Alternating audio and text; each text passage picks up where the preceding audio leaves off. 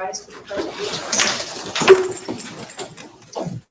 Pledge allegiance to the flag of the United States of America and to the republic for which it stands, one nation, under God, indivisible, with liberty and justice for all.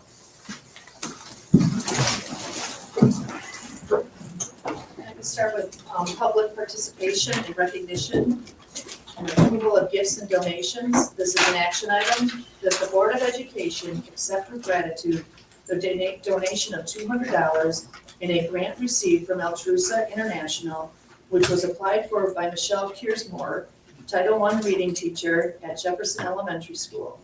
Funds will be used to purchase literacy activities for teachers to use during guided reading time. Do you have a motion? So moved. Second. Roll call, please. Ray Davis. Yes. Jeff Algren. Yes. Terry Molat. Yes. Victoria Newport. Yes. Valerie Pena Hernandez. Yes. Rick Smith. Yes. Thanks to Michelle for doing that. Yes. She here tonight? No. She's not. All right, public comment. Members of the public who wish to speak to the board should complete a request card prior to the meeting. This section of the meeting will be reserved for comments from the public. All comments should be limited to 3 minutes. Criticism of individuals is not in order.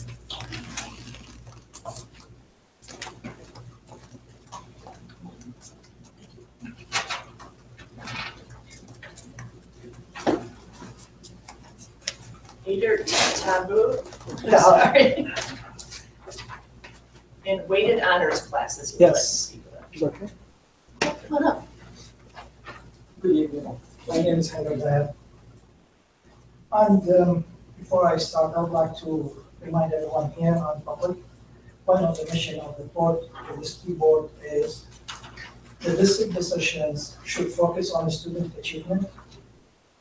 The family, students, school boards, and community should be accountable to their students' performance.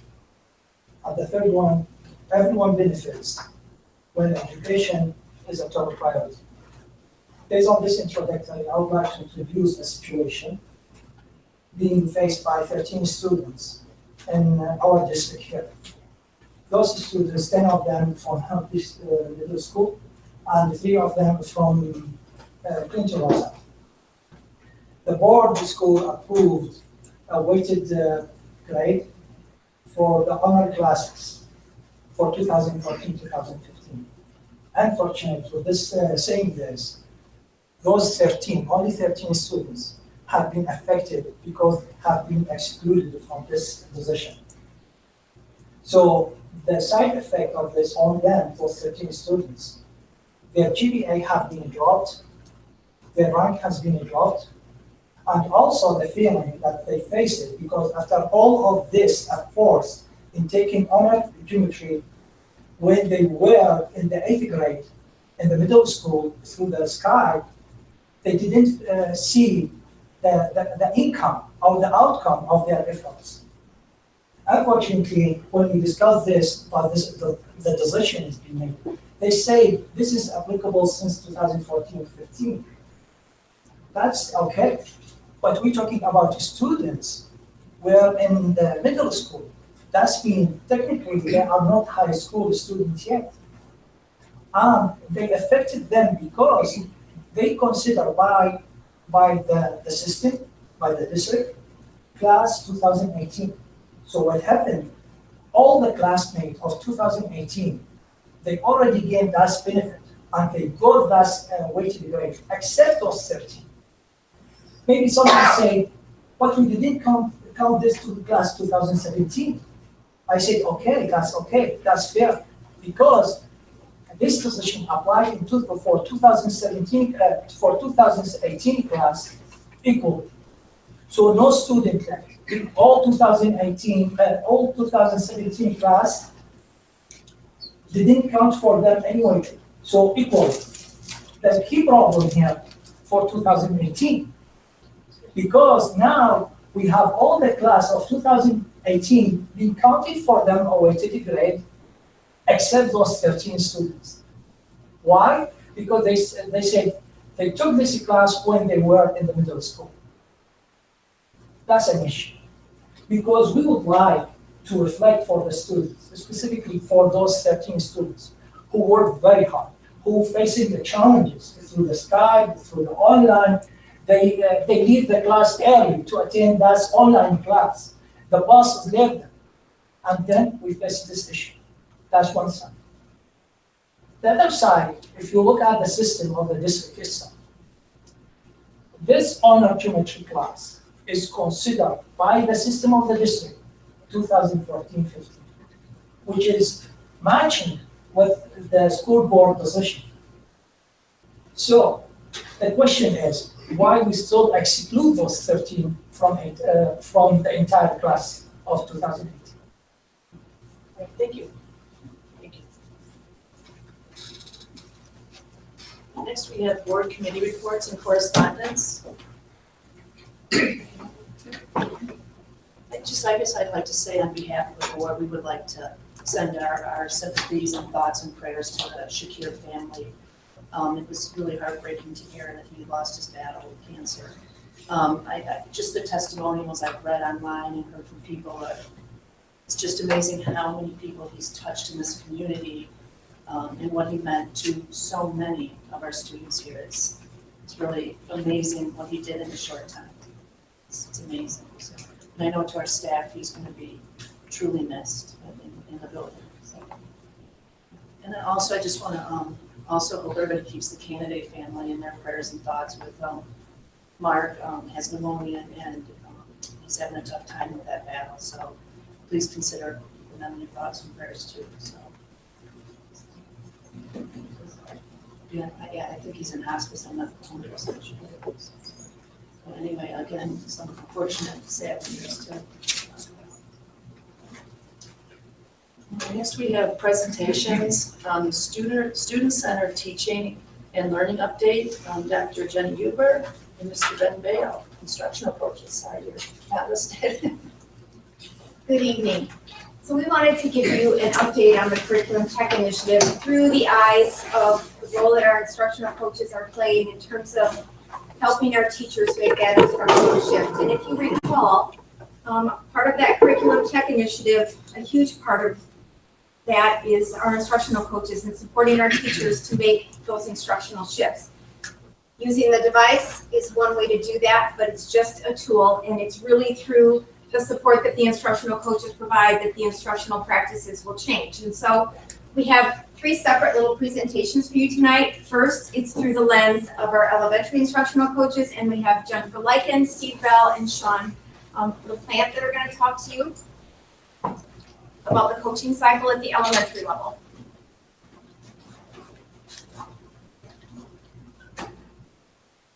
My name is Sean LaPlante. I'm at Malta Elementary and Tyler Elementary. I'm Steve Bell, and I am at Founders Elementary. I'm Jennifer Lykin, and I'm at Lincoln Elementary and Jefferson Elementary. Our other coaches that are here tonight are Jill Springer at Cortland, Denise Fleming, who will be supporting Founders at the beginning of next year, and Emily Weller, who is at Little John and Brooks. So our first slide here is essentially just a graphic organizer to kind of represent of what we do in a coaching cycle. We were struggling with how to present this to you in the right way, but it shows a cycle here that works not in a perfect circle. But in all reality, this isn't exactly how it works. And in fact, sometimes the reflection can come at the beginning of this cycle, and sometimes it comes at the end, and sometimes it's just all part of the process. Another thing is our observation.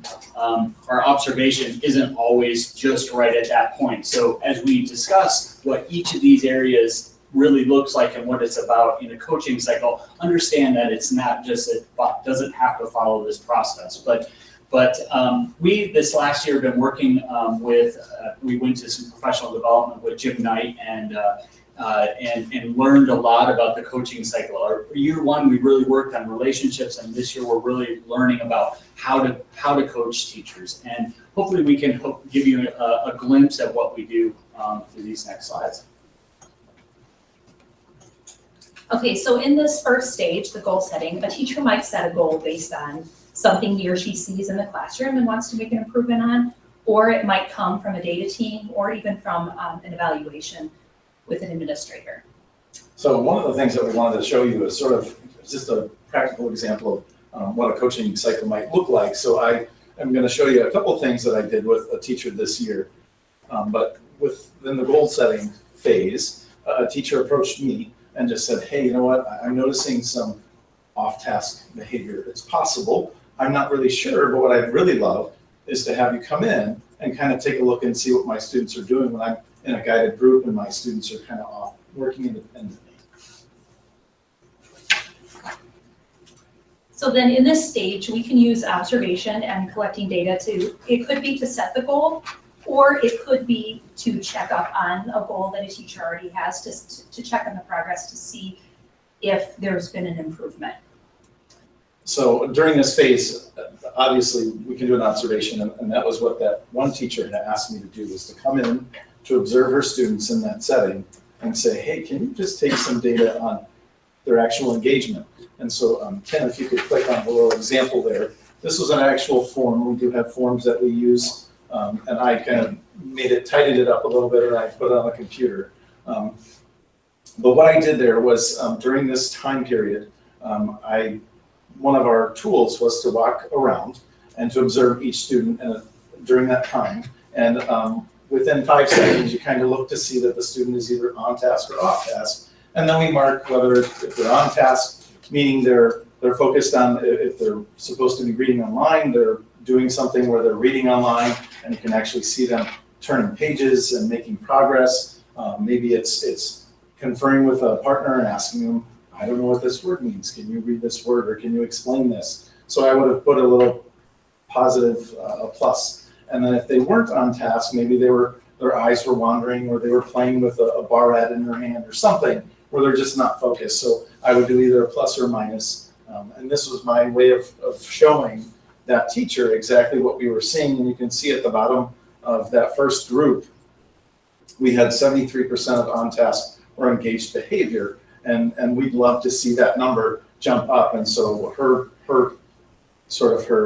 guess was, my students aren't quite on task all of the time. And so that was what we were able to do with data and be able to talk about that. And like we talked about with the graphics, sometimes it doesn't fall in that perfect circle. Collecting data might happen multiple times throughout a cycle, especially in the example that Steve gave. This was kind of at the beginning to find out if the students really were off task, and it could come up again later to check and see if they become more engaged. So during this stage, it's really going to depend on what the teacher's goal is and what the teacher needs from the instructional coach. This is really where the coach and the teacher are sitting down and collaborating together to come up with ideas for changes that hopefully improve the instruction. Yeah, I was going to talk there. So in the reflection part, and again, part of that reflection is happening. Let me go back. It's fine, you can go to reflection, that's fine. I just wanted to mention kind of what Sean already said, that reflection part is happening throughout the cycle all along. But during the time afterwards, after we do the observation, we set another meeting to sit down and talk with the teacher and then show them the actual data, because that's what they wanted to see.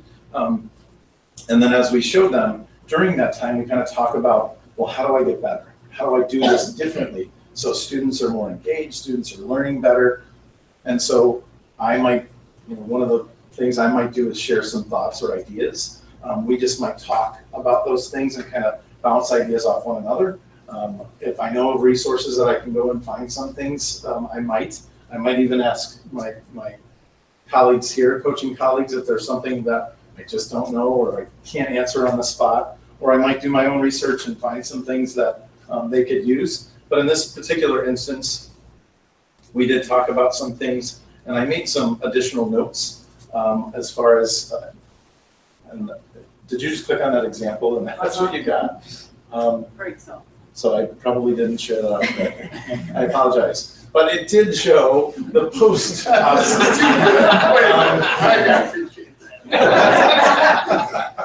It happens all the time, right? No, so what happened was we talked she reflected and thought, oh boy, there's some things I want to do differently. In fact, there were some things on there that I noted that she didn't ask me to observe, but I just thought it might prove helpful. And it was during some transitioning that she noticed I kept track of how long it took for a transition time. And it was a lot longer than she anticipated or even thought it was. And when she saw it immediately, she said, I got to do something different. I got to change that. So in addition to trying some different things based on the reflection and based on some of the data, she did some different things with some independent work. She moved kids around the room. And mind you, being in the room, it can be a little challenging. We've got tile floors and desks. And so there's not a lot of places for kids to sit. That would be, she had during that reflection time, she really asked or said, hey, I would love to do something about flexible seating and making kids more comfortable so that they could learn when they feel comfortable and in a setting that feels comfortable to them. But that wasn't what she was able to change. She was able to change just making the kids spread out a little bit more so that they were focused more on the task rather than being so close together in the desks. And her engagement data did go up. It wasn't astronomical, but it was significant enough for her to say, I did something and it changed the outcome of what happened with the students. And so that's kind of just that reflection piece, being able to see that and making some changes. And again, she actually, when she saw her transition time, she said, whoa, I got to use a timer or something different to get them. And when I came back in and observed, she was using a timer and it sped up that process quite significantly. So that was kind of encouraging to see. So just coming back and looking at the process, I like to think that we were even chatting just a little bit before we came in here. The process isn't any different than maybe even like in sports. In sports, you look at, you think of a baseball player, he's got a hitch in the swing. He's not, his batting average is down. He's got the data there to show it. You make a change in the learning process. You make some sort of change in there. You see if that worked. When you look at it, you reflect on it, you go back to the drawing board. And similar, that's exactly what we're doing here. Other than we're working with teachers and trying to improve instruction, improve engagement. However, we can help them to become the teachers that they want to be. So. Are you guys done?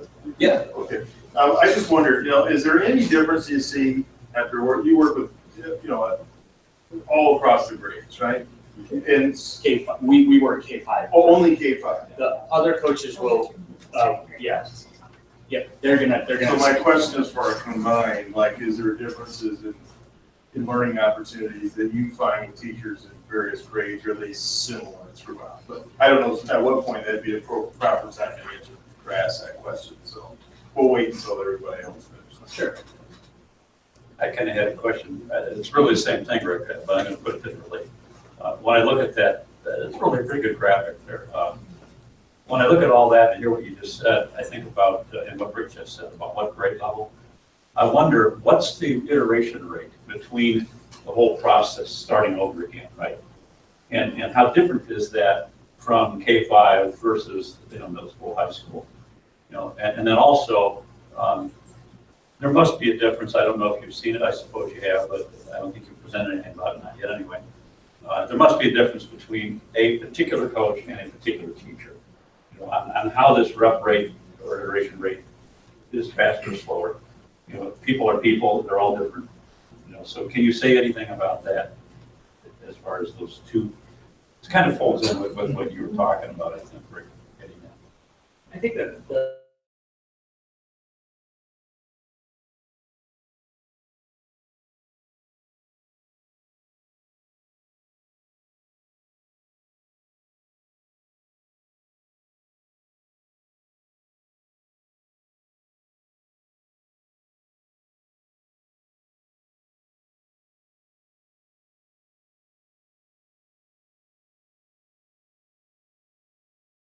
was a flipped classroom in math that I worked with, and that was a year long. We started, and it's actually it'll even go into the next year because of what we're looking at.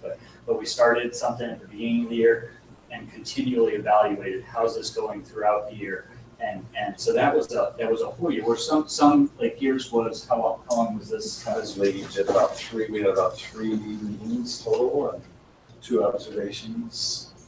And it just depends, and part of it depends on the teacher. So teachers might ask for something, or if in one of the graphics we said that there could be some like modeling or some where a coach is actually doing a lesson so that a teacher can see what it looks like if they want to make a change. And in that case, it might be they want to see the change, then they want to try it with you, then they might want to try it independently, and that might take several weeks. It might take 4, 5, 6 weeks, and maybe 4, 5, 6 meetings. It just depends on exactly what it is they're looking to get at. I have a question. Did you just say flipped classroom? So that sounds to me like the entire class. Flipped classroom would be, she's asking you, or he, whatever the teacher is asking you to say, I am looking for a different system by which to engage the students. How do you allot your time? So there's say one classroom has one child that needs some assistance that has particular issues. In the case of flipped classroom, that's a giant project. I mean, how is it that you say, okay, I can spend whatever amount of time to do this and take away from whatever that was. You guys must be very, very busy. In general, a flipped classroom sounds like to me that's a big job. Well, that one in particular was, and it's, I guess, I don't know how to answer that exactly, other than you just try to figure it out and when you can do it. And I know some of this actually, it's outside of the school hours. I mean, it's when you're not meeting with that class, there's stuff that can be done that's not, during your typical, 8:30 to 3:30 time frame. So, Thank you so much for the extra work. Okay, so next we have our secondary coaches. We have Kelly Hamilton and Amy Livengood, who are at the middle schools, and then Amy Barnes, who is our high school representative tonight. Brad Vest and Carrie Colton couldn't be here. And they're looking at what they're doing in their buildings through the 1-year, 5-year plan that the secondary schools are using. And so it's really using those 4 domains to guide their interactions with the staff. Go ahead, Amy. So she said a little bit of what I was going to say. Oh, I'm sorry. We do use the coaching Didn't cycle. coach her enough, did you? I know. We do use the same coaching cycle that elementary teachers use because of all the gym night training, and but we have this additional 1-year, 5-year plan at the secondary level. So on the next slide, there are 4. So we just finished up year 2 of the 1-year, 5-year plan. There are 4 areas where we focus. I mean, everything is focused there. Our professional development is focused there. The work we do with teachers is focused there. At the district level, their focus is how they can do these 4 areas. So those 4 areas are student engagement, collaboration, assessment, and the Common Core. So we serve as an extra arm there, helping get all 4 of those things to be a focus for teachers. So the first component is student engagement, which is definitely a common request from teachers all over, just how to keep my students engaged. So we do things that are tech-free and tech-based, and it could be a short-term. The teacher wants some new and great ideas on how to engage your students with a literacy unit, or it could be a long-term, engaging students with classroom management strategies. It kind of is a very broad spectrum. Keep going. Next one.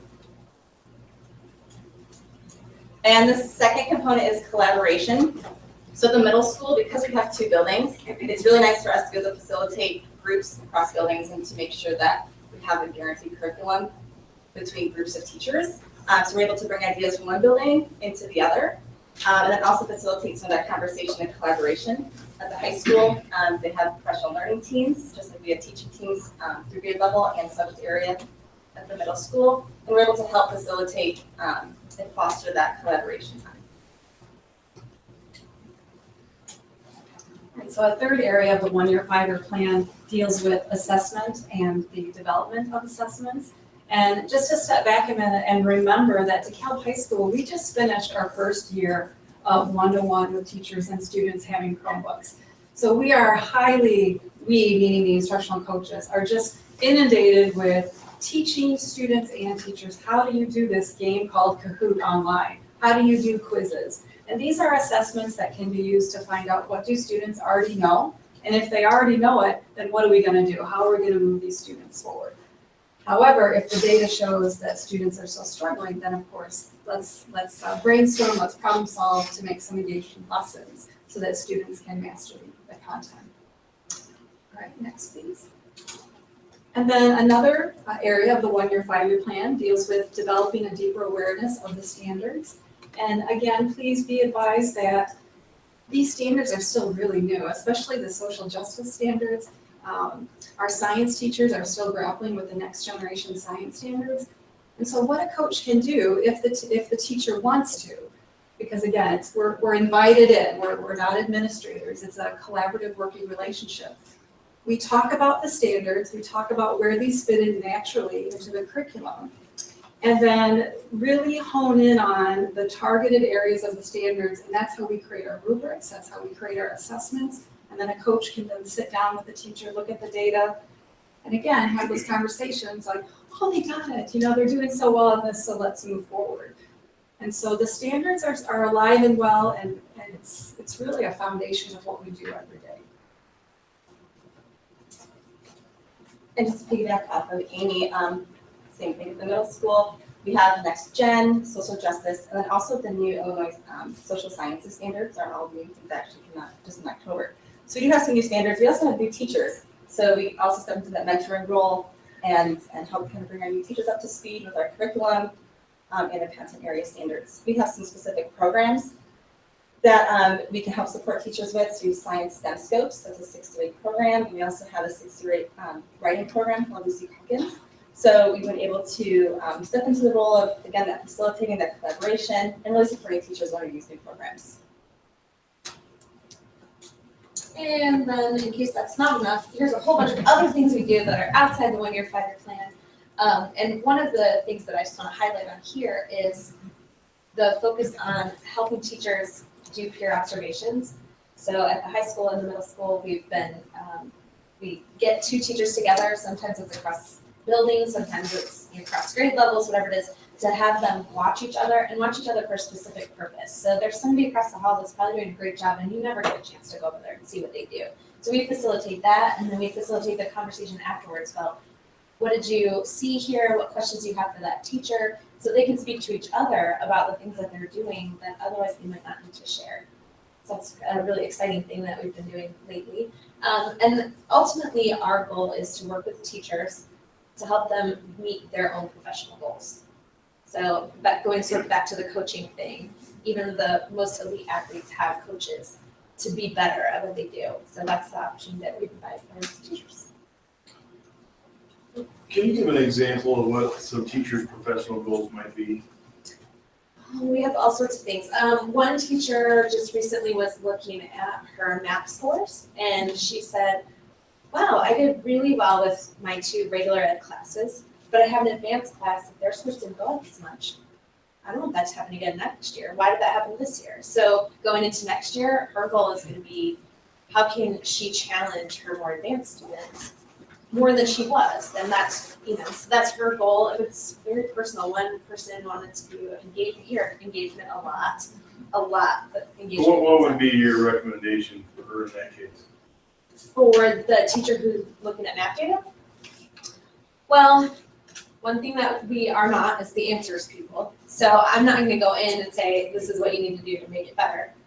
But what I'll do, or what Amy will do, is we talk to her about what are some things that you're going to do to focus on this, just to help push her a little harder than she would push herself, right? So she knows she wants to, whatever, maybe have them read harder passages, maybe challenge them to write a little bit more, whatever. She'll be the leader on that, but we'll be the people that keep pushing, that come back in 2 weeks and say, did you do it? Have you done that thing? How are the scores now? So we don't have the answers, but we'll help push her to do better. Yeah, Amy Barnes, you said you're invited in. Yes. Is that the case for everybody? Yes. It is. It's the model we use. And I would suspect that there's any number of a range of mindsets on instructional coaching amongst teaching staff, right? You could have somebody who's a first-year teacher, brand new out of college, might need a good deal of coaching. There might be somebody that's very advanced, doesn't need any coaching, but maybe asks for it. I mean, how do we level the system? I can imagine it's just all over the map.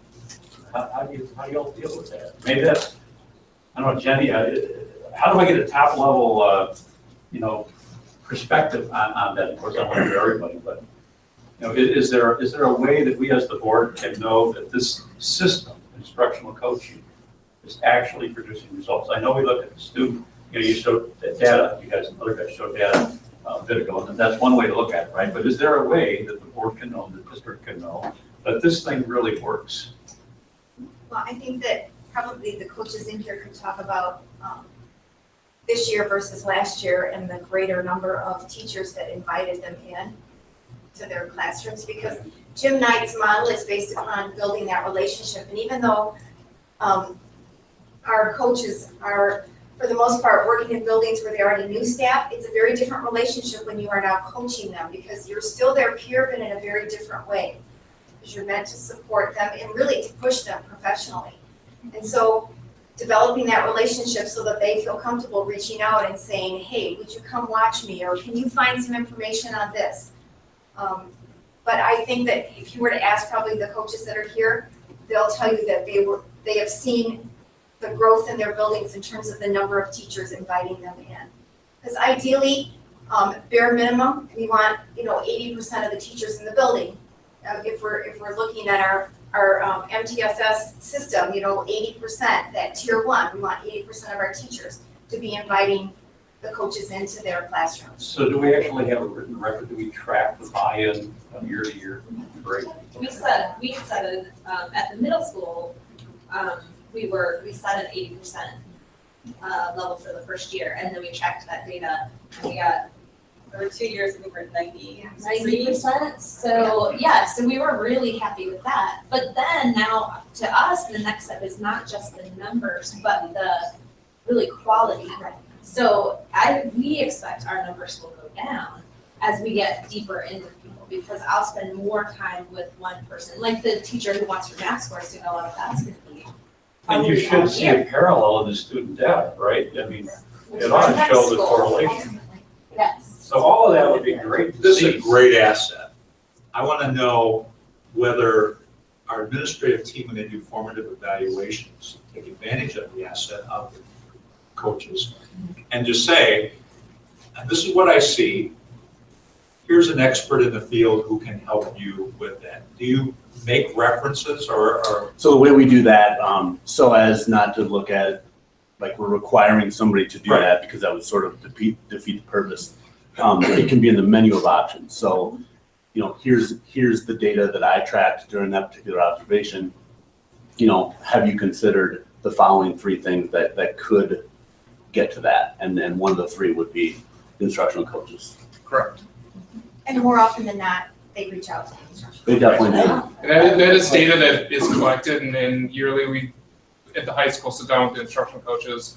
And what we found is that when administration is pushing something, the contact point becomes whatever it is. When we're talking about learning targets, people are reaching out to instructional coaches for learning targets. During the evaluation cycle, people are frequently running lesson plans and follow-up feedback to the instructional coaches. So it is a collaborative team. Correct. With multiple tiers as far as the improvement of instruction. And another really big role is like the support from my department, because I'm 1 to 170 teachers to 3,500 kids. So and the curriculum in elementary, we teach everything.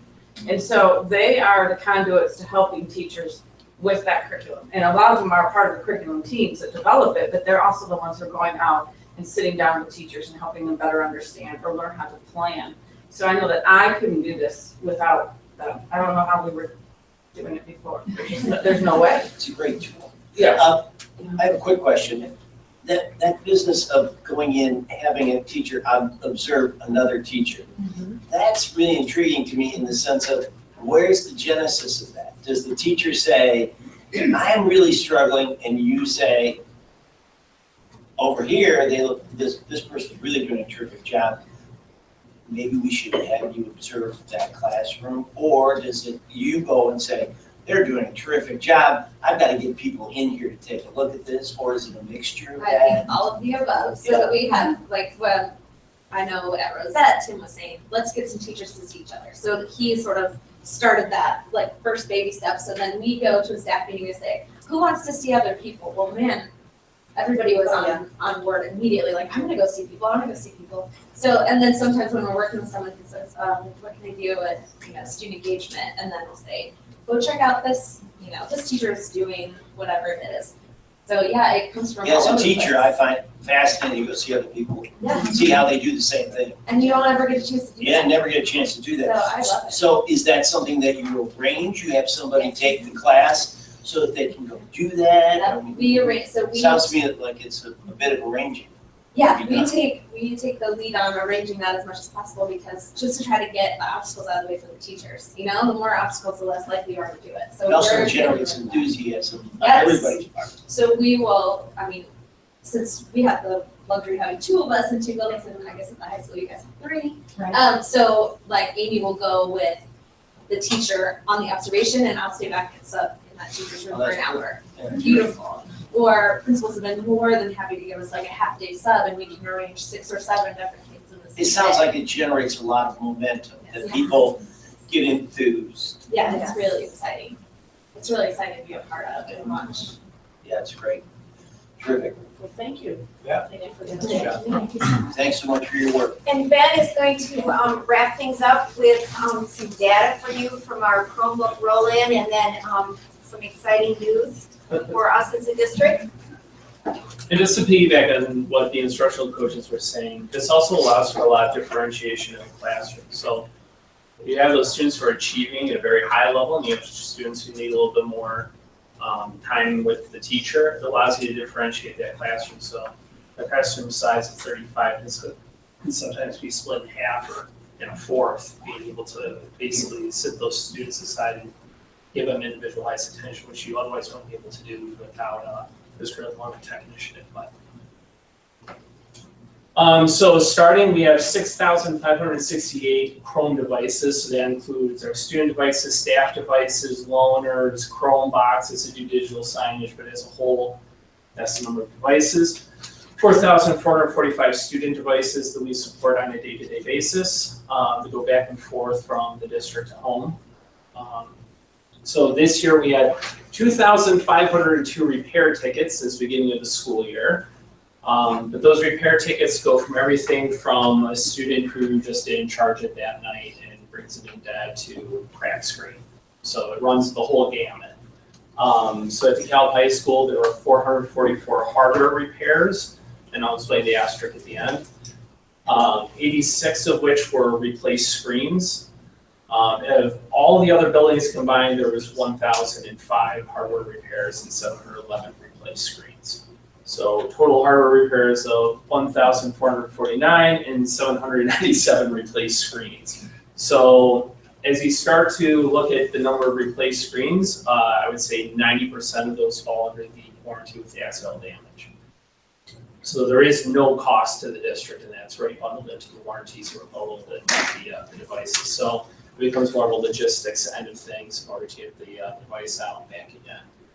For the others, we were able to And I have a repair. quick question. Sure. Do we track carelessness? I mean, in other words, 3 cracked screens. Yes, they get fined. Yes, there is a tiered system to the fines. Thank you. To complete loss to first incident.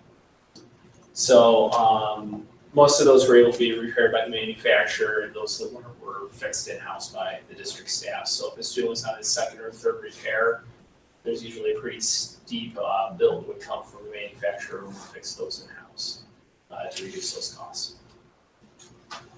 So just some analytics, and all these are just from December of 2016. So we did 8.4 terabytes of drive storage. We did 2.5 million internal shared files, 900,000 emails per month, 808,000 documents created, 43,829 sheets, 91 slides, which is like PowerPoint. 13,480 forms, And there were 4,000 students, 250 teachers actively using Google Classroom since just December. And the total cost for our district was $0.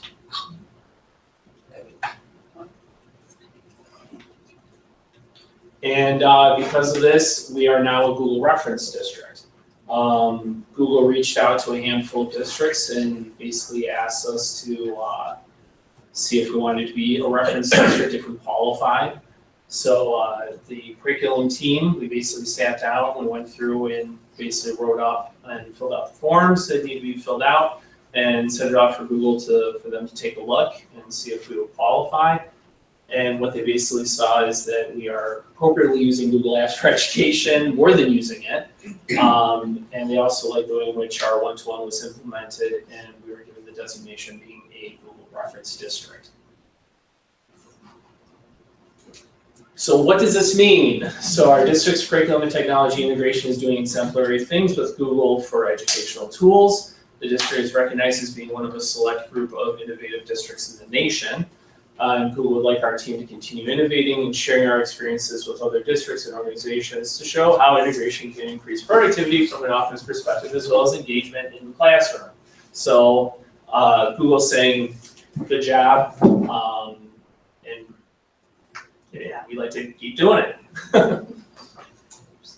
So just some final thoughts. Our mission is to educate our students to reach their potential while preparing them to contribute in global society. And I firmly believe that our curriculum and technology initiative is meeting and exceeding this mission.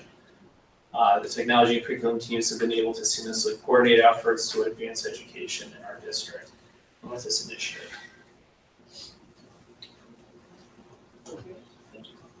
So the slide on hardware damage and so on, and then the one on Google analytics. Yeah, the amount of usage. Last year, next year, are we tracking this? I'd love to see a curve or whatever built, and see where we're, maybe point us where we're Well, heading. obviously, damages increased, but so did the number of devices that have been rolled out. Yeah.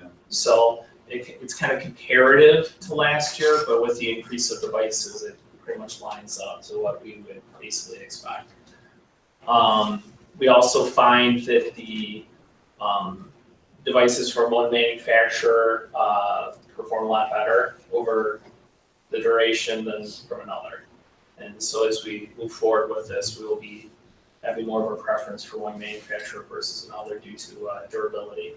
And we're also finding that some of the cases work better than others. So we're working with the vendors on that as well. So you're already getting specific small information on these, what you just said, but also I'd like to see over 5 years, let's say, the change, the rate of change, and be able to look, the next board can look at the whole thing and say, wow, it's like a rocket ship, or it's a turtle, whatever. Yeah. So like most districts that are kind of venturing into one-to-one or have been doing it for a while like we have, all of them are seeing different rates of different things, whether it's the analytics of usage and comparably engagement to being able to differentiate that classroom to it applying to scores and things like discipline and stuff like that. But more or less, what more and more districts are seeing is that the engagement and the quality of the materials that the students are creating and presenting within their class is vastly different than from like year 1 to year 5. The way in which that student grows, especially in the 21st century and having that skill set, that's where they're seeing the biggest rate of return. Yeah, we're now a Google reference district. What's the advantage for us by being that? Right, so we do get a lot of our tech support comes a lot quicker. We have a different number that we get to utilize in order to accomplish that stuff. Also, our local Google rep and Nash would be out more often in order to help guide some of our next steps. And then we also are looked at by other school districts in the area in terms of this is a school district that's doing things right. And if they're headed down that same path, then maybe go visit DeKalb or reach out to DeKalb and see if you can get some assistance, which we've done with Indian Creek. And we've assisted other school districts that are in various states of doing this as well. Just same way that like Huntley and Leiden and stuff did basically the same sort of thing. So they were kind of the original reference district, and we fall in line now also with those districts. So this is also a good thing in terms of attracting staff to our district, that there is a one-to-one program and it is doing things correctly. There's a lot of districts that just, my advice is hand around, hope for the best, and that's not necessarily the best route to go. But with the engagement of instructional coaches, the technology being in place in the infrastructure, and then the way in which it's actually performing, and you can see that from the usage analytics that is being used, so. Does someone like Google provide us, or can we reach out as far as comparing ourselves with other comparable districts, as far as our performance compared to theirs, say, breakage, from mundane to larger scale issues? Google probably won't necessarily do that, but between COSIN and IEDL, which are two different organizations that we belong to, so COSIN being the national organization, IEDL being the state-based. And do they share that kind of information with each other? Yeah, so it's mainly made up of CTOs, so included size districts. And that's basically we sit down, we collaborate, discuss these exact sort of things in terms of what are you seeing with your rollouts, and what are you seeing with devices and stuff like that. I don't know about the other board members, but I think it'd be, at some point or another, after a period of time, if you could kind of give us an idea of where we fit in the general scheme of things with other districts that are doing the same thing, that'd be helpful. Yeah. I think we have one quick. Bandwidth, okay, how close to the edge are we with bandwidth?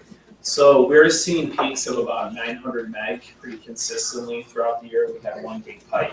So what I did with E-rate is basically bump that to 1.5 gig to sort of make sure we don't have a bottleneck. Yeah, that's something we gotta watch out. That's why it's for 5 years and the rate of change, so that we cannot run into a roadblock. No. We monitored that rate of change and we were able to increase the balance as needed.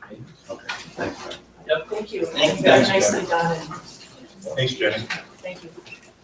Next, we have new standards-based elementary report cards. Thank for you, fall. Gina. And this is an informational item.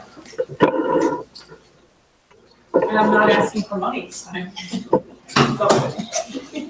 Good thing. We're really excited about this. This has been well, it's been a 2-year project, but we've needed a new report card for about 9 years. Even when I was a principal, the teachers, every time we're gonna fill them out, oh, this doesn't cover what we're doing. I know, do the best you can, blah, blah, blah. So I'm really glad that we finally got to tackle this. And my staff at Portland, when they found out I was gonna come over here and work here, that was the thing, they said, you better fix those report cards. So, you can go ahead and go quick. So here's what started our whole journey on many things we're doing is the Common Core State Standards that they were adopted in 2010. And the big push is what the standards do compared to our old ones is tells us what kids need to be able to do by the end of the year for grade level for each standard. So therefore, we need to reflect that not only in our units, but also in how we share that out with our parents. So, you can go to the next one. So how did we get here? Well, like I said, our current report card was really outdated. It was very disconnected from what we are currently now doing in the classroom. So our committee began in the fall of 2015. We started off by just researching other districts that have gone down this road already or starting to go down the road. We did a lot of reading. The book that's going around was one of our biggest supports. We read research to find out which way do we want to go. We're going to stay traditional, we're going to go standards-based. And so the team decided to go standards-based. And so that's kind of how it started. We knew that our focus needed to be, this is not about what teachers do. It's more from a parent perspective. What does a parent want to know? What does a parent need to know? So we can't have every single thing that we cover in the year, but what does a parent need? And that's the conversation we kept having. When they would debate between standards, I'd say, does a parent need to know that? Okay, no. All right, let's drop that. And that's kind of the debate we went through and pared it down and down and down to where we ended up today. So the purpose of the standards-based report card is to let each parent, child, teacher know where their student is. The purpose of the new reporting system too is to show the progress that they're making towards those standards. And it keeps everybody on the same page. In the past, you'd get a score that says 3. Okay, that means they're doing it. Doing what? Now we're defining what exactly they're able to do in order to earn that score. So how is it different than the traditional report cards? Well, the big difference is our old report card system, we still had the numbers on there. We defined them in general, and I'll explain that in a second. But then we also gave grades in 4th and 5th grade for a subject, which we will no longer be doing. Instead, we are sharing out how they are doing on each of these standards and what is expected. So how does it measure? Well, what we do is we have 3 different symbols that we are going to use on the report card. And it will be a 3, 2, 1. And then of course there's a symbol for if it's something that's not assessed or if it is something that that child is not even able to tackle at this point. So I'm not going to go through all the details on this, but basically a 3, and we met today and worked on this for a while. Let me tell you, we have big debates on this all the time. But a 3, the big thing about a 3 is the student is independently able to complete what's expected for that standard. They're able to make connections between those standards, and they're not able to just tell you what, but they also can give you the why. They can apply what they're learning with very minimal areas, and it's a great thing to celebrate. But it's not an easy thing to do, which we're going to have to help families understand that this is where we want to end up with your students. We might not be there when the school year starts, and we're going to help them grow to that part. So 2 is developing. The key with this stage is that they're still progressing towards what that standard is expecting, but they're not exactly independent. They still need support either from the parent, from the teacher, or supports in the sense of they need a multiplication chart every time they do it, or they have to have manipulatives in front of them in order to complete that problem instead of being able to do it independently. And it does indicate that they're growing and developing. And this is probably where a lot of our kiddos are going to be, and that's the big thing that we have to help parents understand when we roll this out in the fall is it's okay to be developing. That's what we want. We want to move them up. And then a score of 1 means they're beginning to understand. They need a lot more support than a 2. They most likely are getting intervention support from the team or a team of teachers. And they need help not only from us, but from their parents as well in order to get through things. So those will be our 3, 2, or a 1. And then the other, on the next screen, talks about an X. We still need that option because it might be that that student isn't even being able to even be, and a parent would know this before they get their report card, but they're not even able to get there. And that's not something that we use very often, but there is a need, especially if the child has some needs that we aren't able to start tackling that topic with them yet, so we want to be able to indicate that. And then some of the things, we will put NA. So for example, geometry. We probably touch geometry here and there during the year, but let's say in 4th grade, it's May. That's our focus in May. So in the report card, they will have nothing for the first 3 quarters on that because we don't really hit that hard and assess that hard until 4th quarter. So we need to have that option. If you're talking about addition and subtraction, we do that all throughout the year. So that is probably something that will continue to stay on there for all 4 quarters. So what the document that our team is working on now is a handbook for the teacher and the parent. So each standard in the past, it would tell you the student's going to be able to read fluently. That would be the end of it. So you as a parent are guessing, what does that mean? Well, now there's a document that supports that and says, in order to be able to read to get a 3 in this standard in 3rd grade, the child has to be able to do the following things. In order to score to 2, the child has to be able to do the following things, and a 1. And it's going to really, help the parent understand, help the teacher be able to give that student some idea, but it's also going to develop consistency across the district. Because currently what happens, what I think fluently reads in 3rd grade and what the teacher in another building thinks could be different. This way, there is no discussion on it. It's written there for you. This is what this child has to be able to do in order to give them that grade.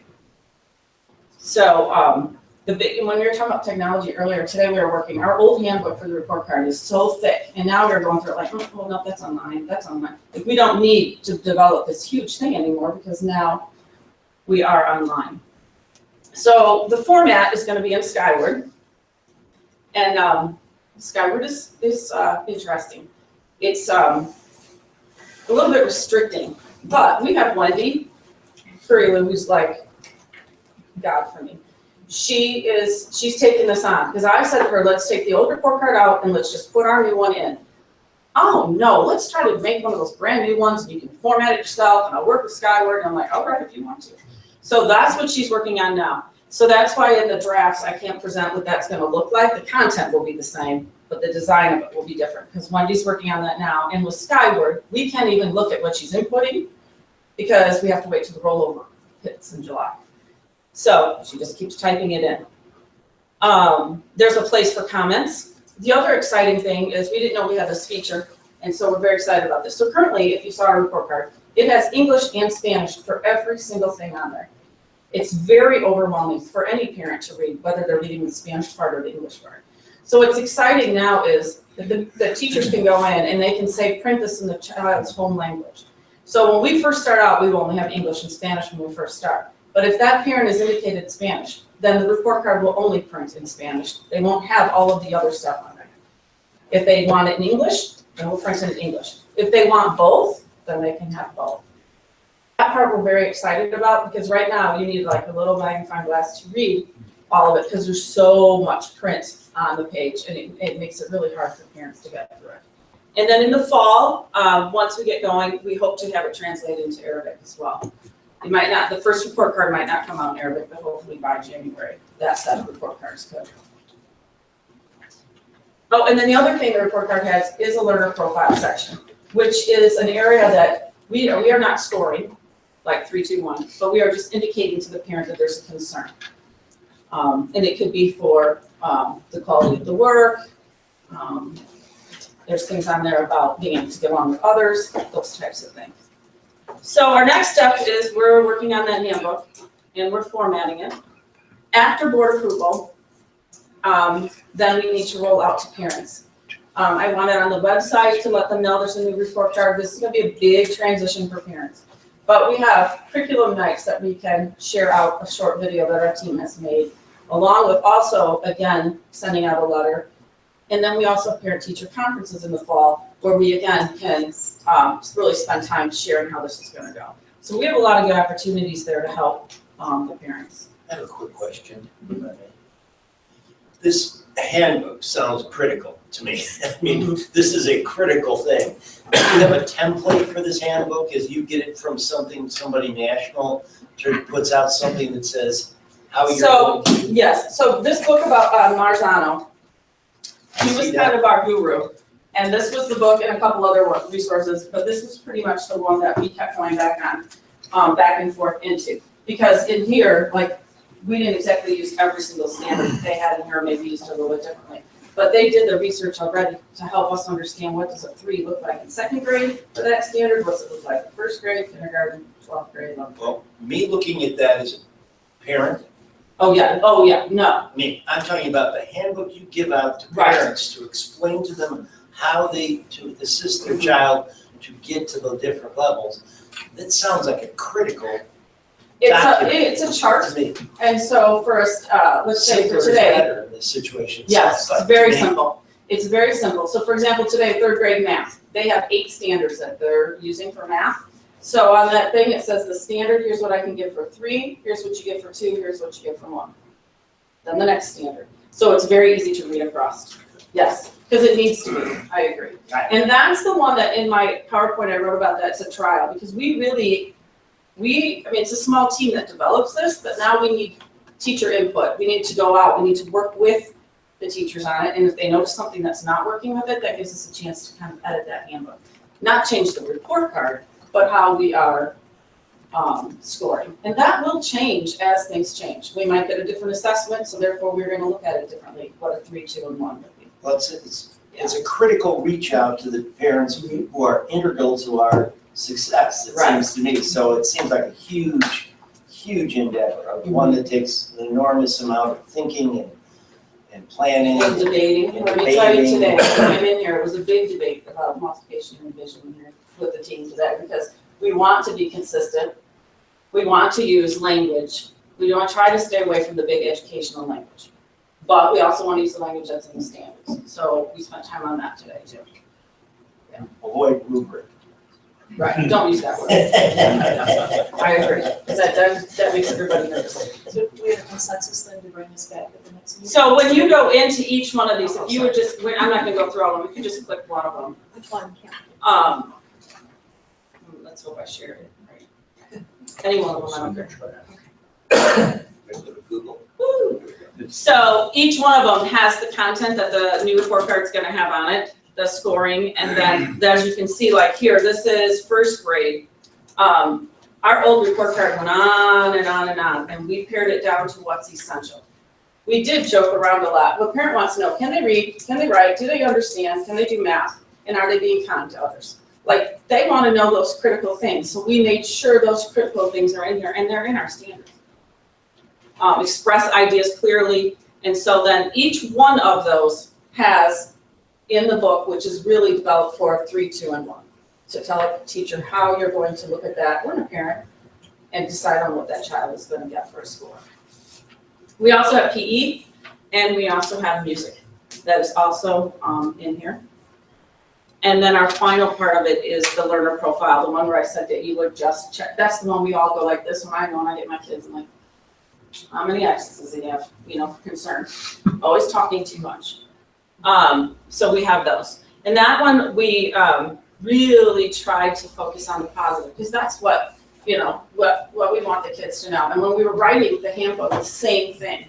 We don't want to, every kid is learning. Every kid is growing. So we really wanted to hit that. That's the big piece. There's not one child that's not growing. It's just the amount of growth is what we need to share out with parents. And so those is not the way it's going to end up looking, but that's the content that'll be in there. Yeah, actually, I want to thank you. When I attended Curriculum Council a month ago, she went in depth with this.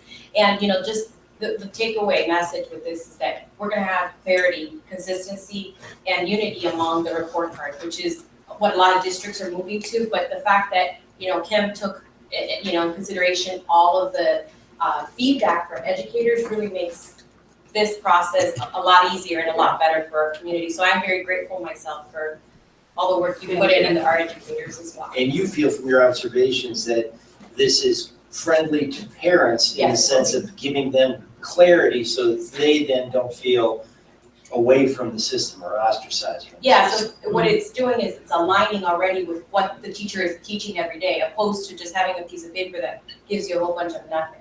So now it's just going to be consistent and aligned with what they're learning on a day-to-day basis. So the teacher and the parent are going to be able to work directly.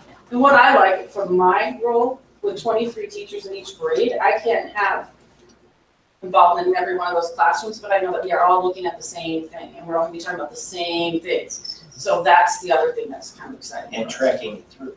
Right. Right. But, yeah, the consistency is great. That's terrific. Thank you so much. It's not so much a question, and maybe not even part of this presentation, but the implication of this is that we have such good analysis, such good tracking of every student. And what happens then when we get to the end of the year and X number of students at the grade level haven't achieved to the level of that particular grade? Do we promote them or not?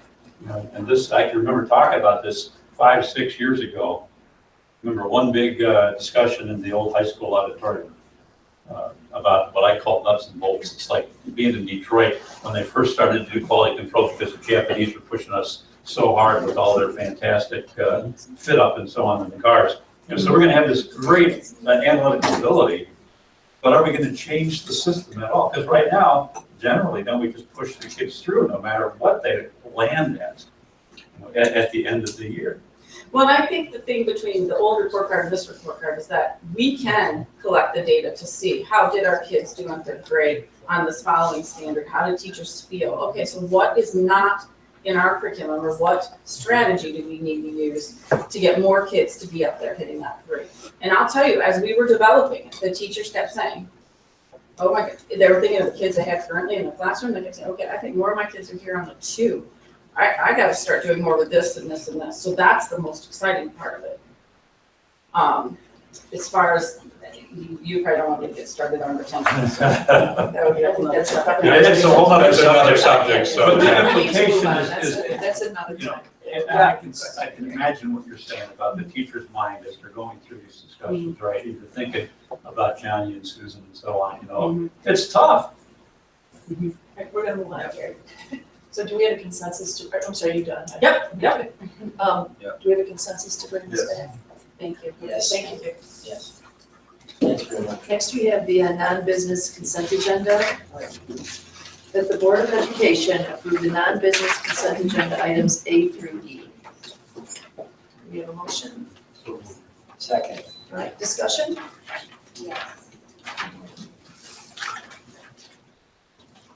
Bev, could you? Yeah. I actually wanted to ask James Horn for Brad Hawk.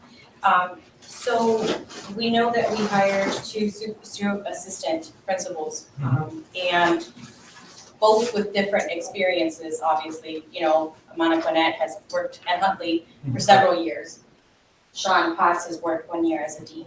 Correct. But they're both being started at the same salary base. So my question is, why is that? The board approved us looking at LUDA, comparable salaries when we begin new positions. Both of those employees are new to the assistant principal at the high school. And so we took the fifth location, and then that is their target salary. We look at it on a yearly basis so that they'll continue to stay up with our competitors. So although we have individuals who have more experience, you've got people who are starting brand new at the same position, so they're starting at that same. So one will see a larger increase, but we're going to be doing the same position. So, and that was the process that the board approved when we went to this LUDA dollar salary. Previously, we found it pretty arbitrary, and so we want to be consistent. It's a pretty big jump either way. Yeah, I do want to just say one thing, since you brought it up. Sean Potts is in Ireland and set his alarm clock to be able to watch the video feed of approval for his position. Even though it's 1:30 or 2 o'clock in Ireland, he was excited about the opportunity. So he is watching you at the board meeting in Ireland. And Monica Quinette is at a family reunion in Disney World right now. So both of those were planned well in advance. And I assume the dollar point to get to Disneyland is probably about the same as here. Yeah, probably. So those were organized well. So they both send their apologies for not being here. Well, maybe we could ruin their vacations. Just a joke. Any other questions? Roll call, please. Jeff Albert, Yes. Karen Millette, Yes. Victoria Duport, Yes, Valerie Hernandez, Yes. Rick Smith, Yes. Fred Davis. Yes. and we can congratulate Sean, I guess, since he's watching. Top of the morning, Sean. All right, next we have business consent agenda. That the Board of Education approve the business consent agenda items A through D. Do we have a motion? So moved. Second. Discussion? Roll call, please. Karen Millette, Yes. Victoria Duport, Yes. Valerie Hernandez, Yes. Rick Smith, Yes. Fred Davis, Yes. Jeff Albert. Yes. Next is business and finance, ROE inspection results. And this is an informational item. Okay.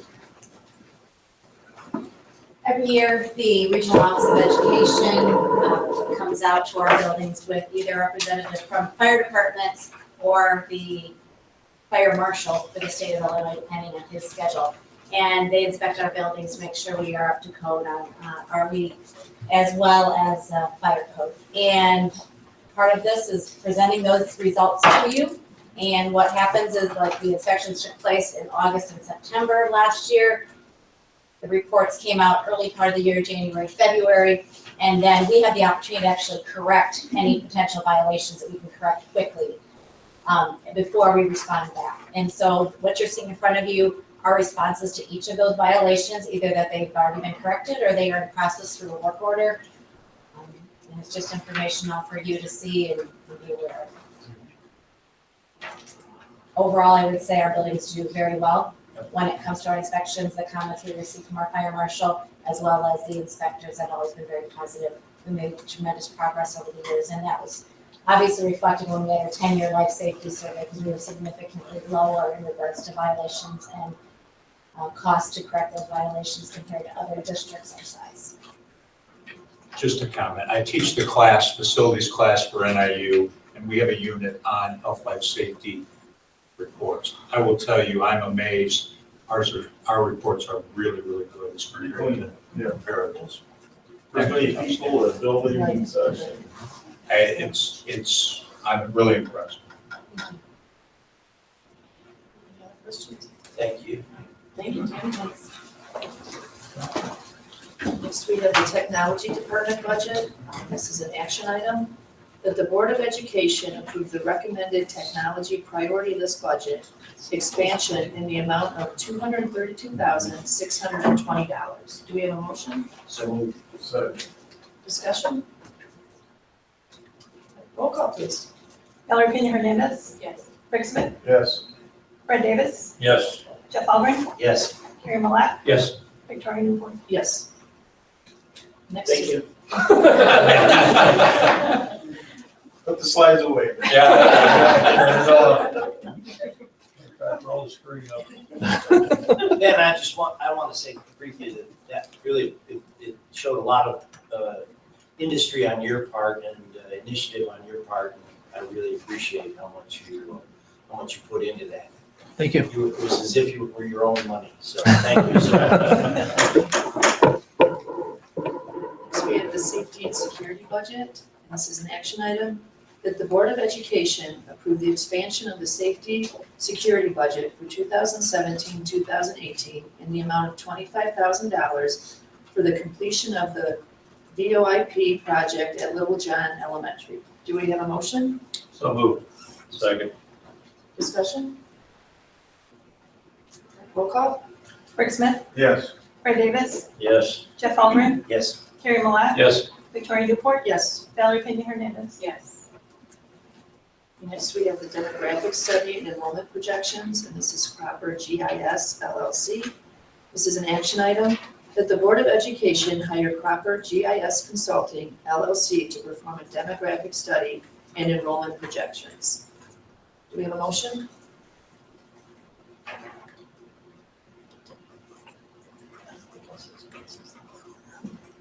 Is there a motion? So moved. Second? Second. Discussion? Tammy, do you want to just talk about this briefly? Yes. You're not. Basically, the last full report we had was back in April of 2014, and we'd like to refresh those numbers as we're looking out in the future for facility needs, as well as really get a feel for where the students are going or what levels look like. We kind of know what they are now, but we really need to get a refresh on those. And this is a recommendation from the FFAC. Yes, it was recommended at our last FFAC meeting that we refresh these enrollment projections to a full scope of where we will. And we have an idea from 2014 as to what kind of range that expenses part of it runs. Yeah, and it's very similar. I mean, what we spent in 14 was about the same as what. And the expenses are fairly proportionately relatively minimal. I mean, you're not going to see a 30,000 expense. No. We have, I suspect, unless we ask for a lot more. I mean, obviously the quote was for basic tax and if we wanted. Looking for a refresh on the numbers. Yeah, so no, we were not going to see something. That's the issue of a demographic study. You've got it, it's a point in time, so you've got to look at it. Trends. I just want to say what I said last time in regards to information, that is the timing of the study. Yeah. When to begin is, I think, I don't know if it's critical, but it's probably important. Yeah, I'm thinking probably you can kind of start on the history work, that type of stuff, you know, the scope of the study that isn't specific to the enrollment yet, because we'd like to see what the enrollment looks like for this school year. We really won't have the good solid numbers on that until really school opens and we get through that first month, because there's a lot of kids coming and going at that point, and then really know that jumping off point to go from there. But there's probably some front work you can do prior to that, and then move to the numbers. The thing that drives me to ask the question about timing is that nationally, we weren't in the kind of turmoil we're in now when we did this demographic study last time. There are a lot of factors, political and otherwise, that are going to influence what happens in the next 2 or 3 years. You know, and I would not want to do a study too prematurely. You have to do it, you know, but you know, if you could wait a certain period of time, and then the demographer should know this. So just a consideration. Okay, roll call please. Fred Davis, Yes. Jeff Albrecht, Yes. Terry Millat. Yes. Victoria Newport, Yes. Valerie Pena Hernandez, Yes. Greg Smith. Yes. So we have a resolution to regulate expense reimbursements. This is an action item that the Board of Education adopt a resolution to regulate expense reimbursements. Do we have a motion? So moved. Second. Any discussion? Roll call please. Jeff Albrecht, Yes. Terry Millat, Yes. Victoria Newport, Yes. Valerie Pena Hernandez, Yes. Greg Smith, Yes. Fred Davis. Yes. Next is mandated lead and water testing, and this is Senate Bill 550. This is an action item that the Board of Education approve the contract with Aries Consulting to complete the lead in the water testing required by Senate Bill 550. We have a motion? So moved. Second. Discussion? Okay. Roll call? Terry Millat, No. Victoria Newport, Yes. Valerie Pena Hernandez, Yes. Greg Smith, Yes. Fred Davis, Yes. Jeff Albrecht. Yes. Next is Little John's second shift custodian, additional .25 FTE. This is an action item that the Board of Education approve the additional .25 FTE for custodial hours at Little John Elementary to allow adequate time to clean the mobile classrooms and repurpose spaces inside the building. Do we have a motion? So moved. Second. Discussion? Roll call. I have a question. With this additional time, Tammy, we're not gonna hire anybody else, so the person in place will just get the extra time that they'll need to clean. Actually, we'll be posting a position because it is an opportunity for a 6 or a 4 hour to move up to an 8, even though our 6 hours are currently full-time employees. Oh, okay. So it will be posted, it anticipated would be filled internally, and then kind of the domino game of postings will start, Okay. and there'll be some shifting around. Okay, all right, thanks. Next is, sorry. Roll call, sorry. Valerie Pena Hernandez, Greg Smith, Yes. Fred Davis, Yep. Jeff Albrecht, Yes. Terry Millat, Yes. Victoria Newport. That's some pressure over here. Next, we have new business administration. Request for proposal, RFP, and qualifications for board attorneys and legal services, and this is an informational. Cynthia. Per our policy, we can go out to, or request for proposal and qualifications for legal services, so that's what we're requesting to do to start that process. There is quite an extensive piece in our policy that goes through the checklist and guidance in terms of how to do that. What we would do is create that request for proposal and bring it to the board so they can review it to make sure we're going through the process correctly, as well as what we would want to see with that in terms of flexibility and qualifications. And do we want to look for one attorney? Do we want to look for multiple attorneys with specialties, that sort of thing?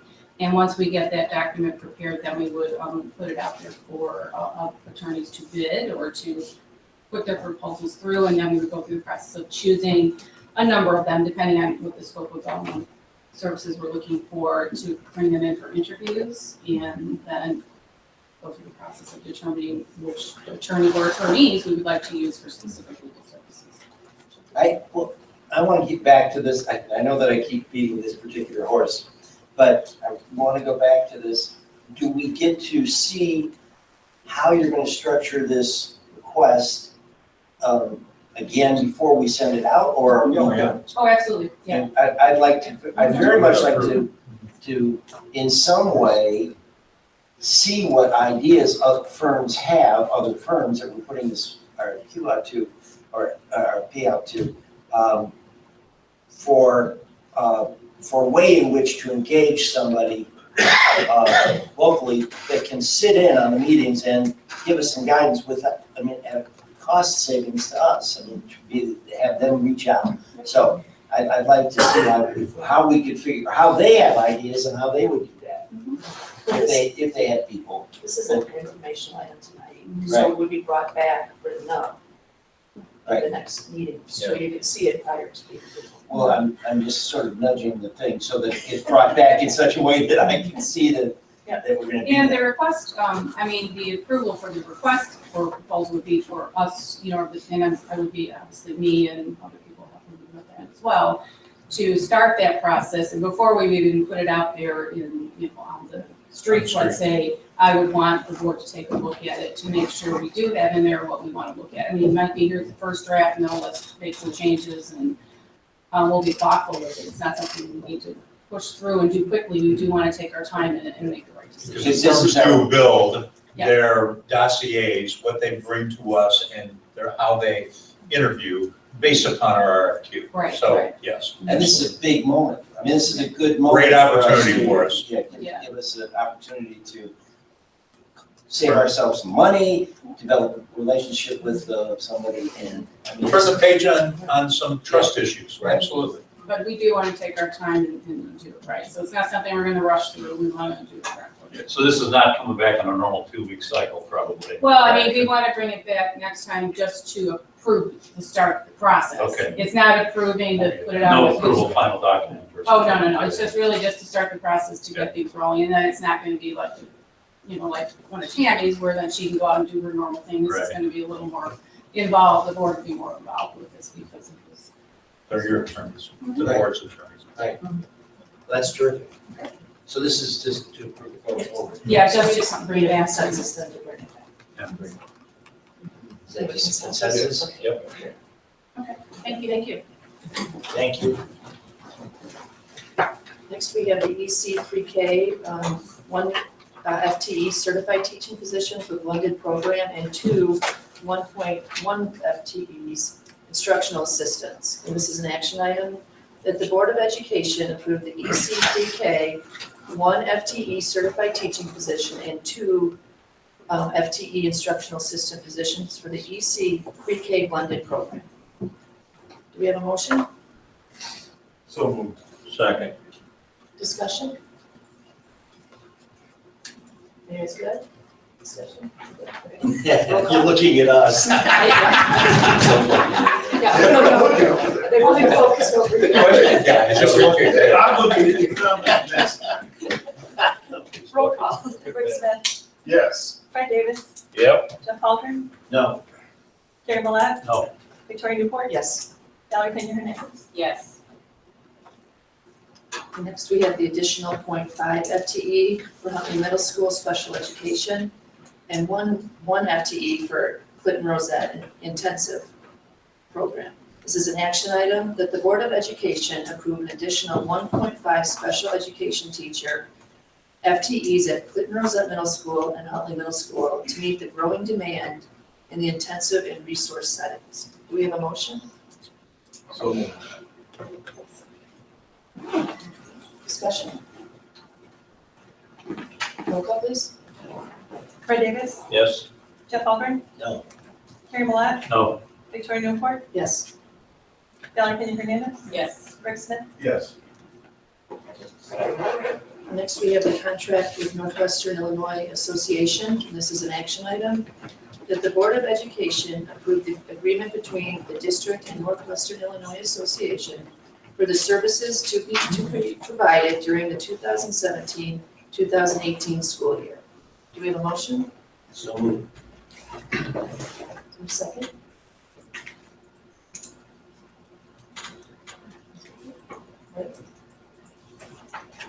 Second. Any discussion? Roll call please. Jeff Albert, Yes. Mary Malak, Yes. Victoria Newport, Yes. Ellie Pena Hernandez, Yes. Craig Smith, Yes. Fred Davis. Yes. All right. And that is the last item on the agenda, other than to thank Dr. Hawk for everything he has done. Here, here.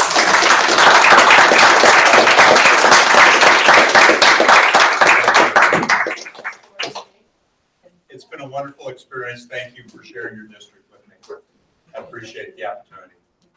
Now everything in the next, what, 60 days, we can play money. Absolutely, I take all the complaints, no credit, so that please direct it to Mike, and appreciate the time that you've spent with me. Thank you. Thank you for everything you've done for us as a district. We really appreciate it. So with that, the meeting will be adjourned. All in favor? Aye. Anyone else? You guys want to